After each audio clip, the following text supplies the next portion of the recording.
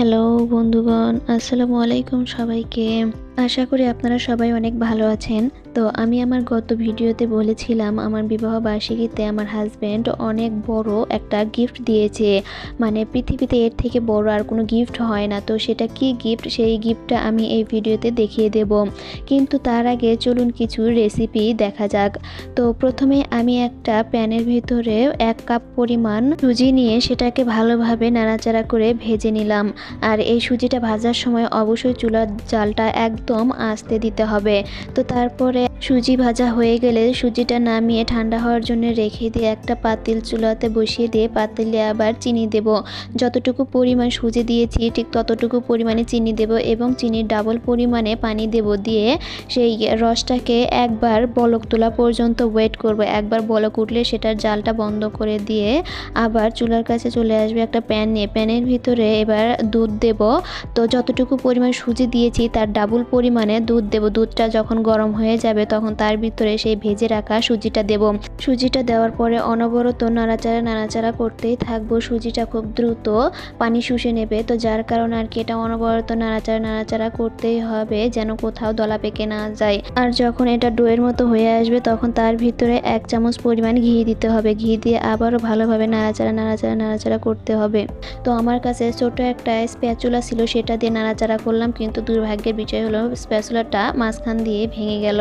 তো যাই, এত কষ্ট করে স্প্যাচুলাটা দিয়ে নাড়াচাড়া করছিলাম তো যা দুভাগ হয়ে গেল। তো তারপরে আবারও চামচের সাহায্যে এটাকে নাড়াচাড়া করতেছিলাম। তো নাড়াচাড়া করে এটাকে একটা ডো বানিয়ে নিতে হবে। মানে যতক্ষণ পর্যন্ত স্বাভাবিকভাবে না আসবে ততক্ষণ পর্যন্ত এটাকে জাল করতে হবে। যখন একটা ডোর মতো হয়ে আসবে তখন এটাকে নামিয়ে নিয়ে হাতে সইবে এমন পরিমাণ ঠান্ডা করে নিতে হবে। তারপরে সেই পরিমাণ ঠান্ডা হওয়ার পরে 2 চামচ পরিমাণে পাউডার মিল্ক দিতে হবে, 1 চামচ চিনি এবং অল্প একটু বেকিং পাউডার দিয়ে এটাকে ভালোভাবে মথে নিতে হবে। আর একটু ভালোভাবে মথে নেওয়ার পর আবারও এর ভিতরে 1 চামচ পরিমাণ ময়দা দিতে হবে। ময়দাটা দেওয়ার পরে আবারও ভালোভাবে এটাকে একদম মসৃণভাবে মথে নিতে হবে। তো তারপরে যখন ডোটা সম্পূর্ণ হয়ে যাবে তখন এটাকে সুন্দরভাবে মিষ্টির আকারে আকৃতি দিতে হবে। যে যেমনভাবে চাইবে সেরকমই আকারটা দিতে পারবে, লম্বা বা গোল। আমি অর্ধেকটা পরিমাণে লম্বা বানিয়েছি আর অর্ধেকটা পরিমাণে গোল করে বানিয়েছি। যেহেতু আমি প্রফেশনাল নই তাই এক এক সাইজের হয়েছে। তো যাই হোক আর কি, এখন এগুলোকে আমি ভেজে নেব। তো চুলায় একটা প্যান বসিয়ে দিয়ে পর্যাপ্ত পরিমাণ তেল দিয়ে আমি প্রথমে লম্বাগুলোকে দিয়ে দিলাম। তো লম্বাগুলো দেওয়ার পরে এখন আমি এগুলোকে ভেজে নেব। তো ছোট চামচের সাহায্যে এটাকে বারবার ক্রমাগত নাড়াচাড়া করে উল্টাপাল্টা করে দিচ্ছি, কারণ এক দিকে যদি বেশি হয় তাহলে এক পাশে বেশি কালার হবে আর অপর পাশে কম কালার হবে, যার কারণে এটাকে আর কি ক্রমাগত নাড়াচাড়া করে দিতে এটা সুন্দর একটা কালার এসেছে। তো আপনারা যেমন কালার চান ঠিক সেই রকম কালারটা আসার জন্য ওয়েট করতে পারেন। বেশি কালার চাইলে একটু বেশি সময় ধরে ওয়েট করতে পারেন, বা কম কালার নিতে চাইলে তো তাড়াতাড়ি এটাকে উঠিয়ে ফেলতে পারেন। তো তারপরে আর কি সেটাকে আমি তেলের ভিতর থেকে তুলে ছাঁকনিতে ছেঁকে উঠিয়ে নিলাম। তো তারপরে এখন যে গোল করে যে মিষ্টিগুলো আমি বানিয়েছি এখন সেগুলোকে ভেজে নেব। আর যেহেতু এটার ভিতরে বেকিং পাউডার দেওয়া আছে তো যার কারণে মিষ্টিগুলো একটু ফুলে বড় হয়ে যাবে। যখন ভাজা যাবে এটা ভাজার সময়ই ফুলে বড় হয়ে যাবে। তো আমার এই পর্যায়ে সবগুলো মিষ্টি ভাজা শেষ হয়ে গেছে আর মিষ্টিগুলো একদম ঠান্ডা হওয়া পর্যন্ত ওয়েট করতে হবে। তো মিষ্টিগুলো ঠান্ডা হয়ে যাওয়ার পরে এখন সেই শিরাটা নিয়ে আসবে এবং শিরার ভিতর 2টা সাদা এলাচ দেব। সাদা এলাচটা দেওয়ার পরে আবার শিরাটাকে হালকা একটু গরম করে তার ভিতরে মিষ্টিগুলো দিয়ে দেব এবং মিষ্টিগুলো দিয়ে 1 মিনিটের মতো জাল করে সেগুলোকে সুন্দরভাবে ঢেকে রেখে দেব।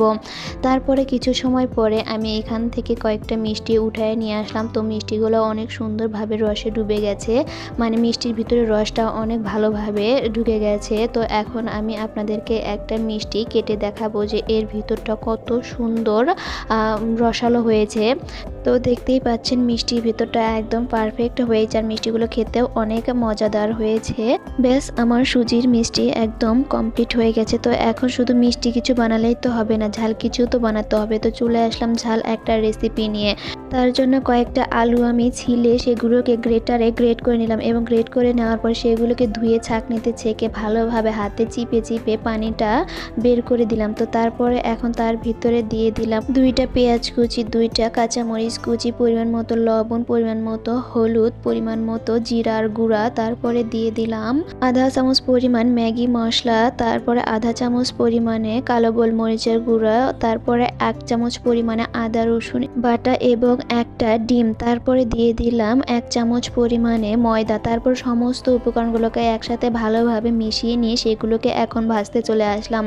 তো তার জন্য চুলোতে একটা প্যান বসিয়ে সেটাতে পর্যাপ্ত পরিমাণে তেল দিয়ে এখন এটাকে আমি বড়ার সাইজে একটু একটু করে প্যানের ভিতর দিয়ে দেব।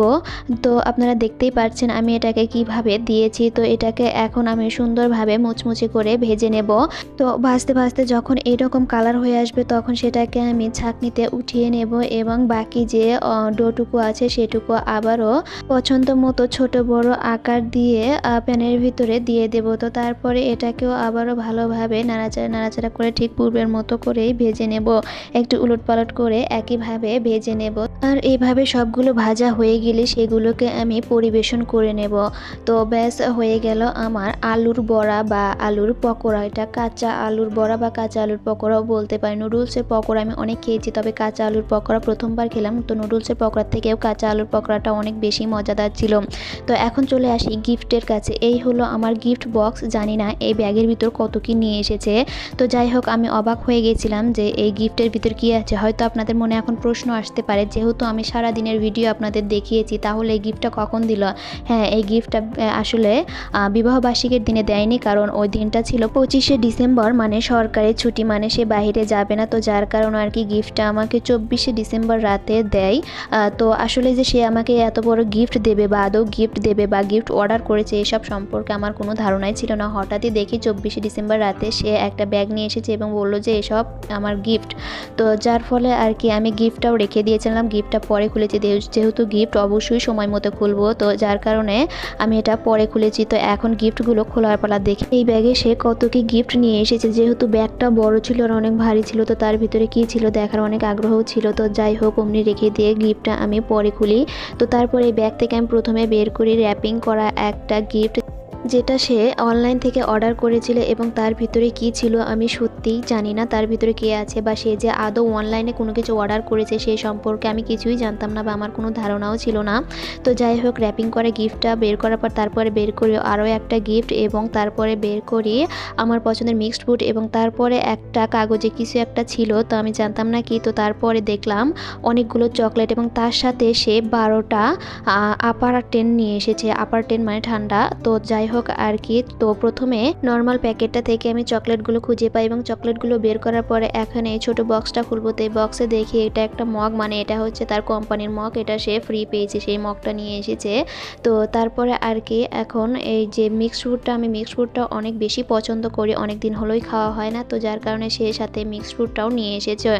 তো এই বক্সটা চকলেট, মগ, মিক্সড ফ্রুট এবং 12টা আপার 10, আর এই আপার 10টা সে কোম্পানি থেকে পেয়েছে। তো তারপরে আর কি এই বক্সটা খোলার পালা। এই বক্সের ভিতর কি আছে সেটাই হচ্ছে আকর্ষণ। তো যার কারণে আর কি আমি এই বক্সটা খুলতে গেলাম। তো বক্সটা খুলছিলাম, দেখলাম এটা একটা পেজ থেকে সে অর্ডার করেছে এবং এখানে পেজের ডিটেলসও দেওয়া আছে। তো যাই হোক আর কি, এখন এই ভিতরে কি আছে সেটাই হচ্ছে দেখার পালা। প্রথমে কস্টেপগুলো কেটে তারপরে ব্যাগটা সরিয়ে দেখলাম ভিতরে আবারও র্যাপিং পেপার দিয়ে সুন্দরভাবে প্যাকেট করা। তো যাই হোক, আবারও কেচির সাহায্যে র্যাপিং পেপারটাকে আলাদা করার চেষ্টা করলাম বা আলাদা করেই ছাড়লাম। তো র্যাপিং পেপারটা খোলার পরে দেখলাম এটা সুন্দরভাবে একটা বক্সে ঢোকানো, আর বক্সের উপরটাও অনেক সুন্দরভাবে ফুল লাগানো।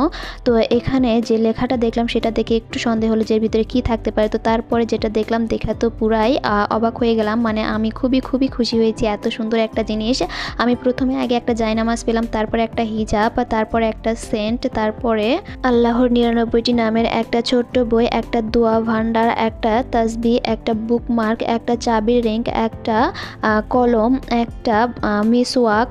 তো তারপরে অনেক বড় অনেক সুন্দর বাংলায় উচ্চারণ এবং অর্থ সহ পড়ার একটা কোরআন শরীফ, মানে যেটা অনেক অনেক অনেক দামি।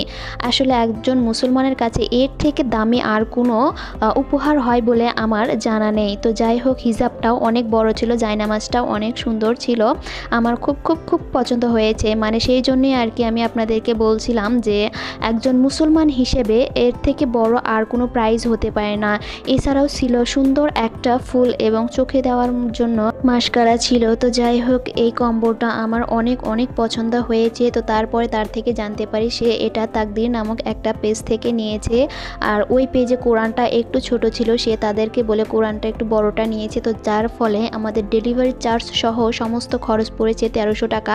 তো আপনারা চাইলে এ ধরনের গিফট নিতে পারেন, এটা যে কোনো উপহার হিসেবে দিতে পারেন, বিবাহবার্ষিকী, জন্মদিন বা বিয়ের অনুষ্ঠান, যে কোনো ধরনের অনুষ্ঠান উপলক্ষে এটা উপহার দিতে পারেন। তো যাই হোক, এই ছিল আজকে আমার ভিডিওটি যদি ভালো লেগে থাকে অবশ্যই একটা লাইক, কমেন্ট এবং শেয়ার করে দেবেন, এবং আমার উপহারটা কেমন হয়েছে অবশ্যই আমাকে কমেন্ট বক্সে জানিয়ে দেবেন। দেখা হবে আগামী ভিডিওতে। আল্লাহ হাফেজ।